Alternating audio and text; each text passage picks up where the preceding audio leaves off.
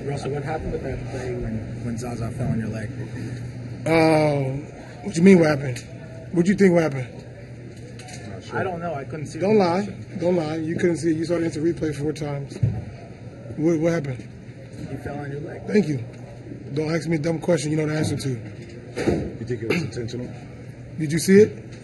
What it look like? What it look like? Did anybody touch him?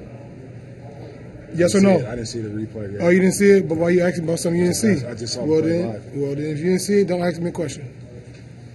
Don't ask me dumb questions, man. Obviously, it was intentional. So don't ask me, was it intentional? Nobody touched me, fell over my leg, tried to hurt me, you know. But, hey, that's how I go. Do you think that's something the NBA needs to look into more? Hey, man, they'll see it and look at it. You know what I'm saying? They'll see it. Do you think you've had a couple run-ins with Zaza? Do you think he's a dirty player? Yeah, for sure. Okay, it just got really good between these teams. So, Brendan, you've been talking about how you like the chippiness and guys getting nose to nose. I like it when Russell Westbrook gets chippy with reporters. It's actually very entertaining to me. But he just said right there, point blank, that he thought Zaza is a dirty player. So your thoughts on that? Zaza has a history, and he has plays like this in his history book that, you know, you have to say he might just be known as a dirty player. He might be known as a dirty player. He might do some things that just go outside of the lines.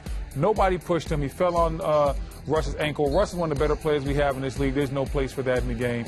Zaza's a better player than that. I don't mind you getting physical. I don't mind the hard screens that he sets. But some of the plays like sliding underneath people's feet, falling on Russ, and then him and Russ have a history, I don't like that at all. Zaza needs to take that out of his game.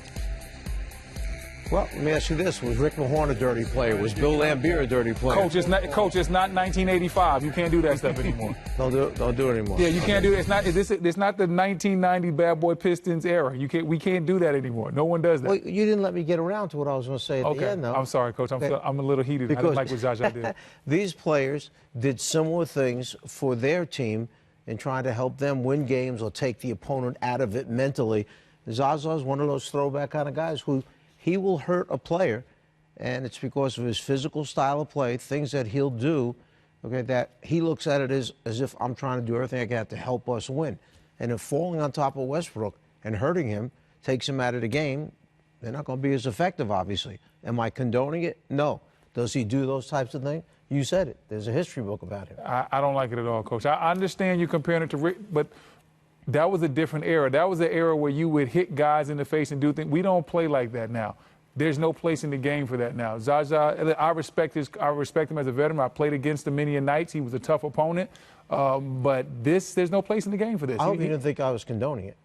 It sounded like you were condoning it. No. I was just trying to draw comparisons to guys that played that way back a ways. Okay. And during those days, they took it as if I'm doing everything I can to help my team win. I'm not saying I condone it at all. Okay. I thought that was a late fall on his part, and I thought he knew right where he was landing. Nobody touched him, and then he tried to, nobody touched him. Nobody touched him.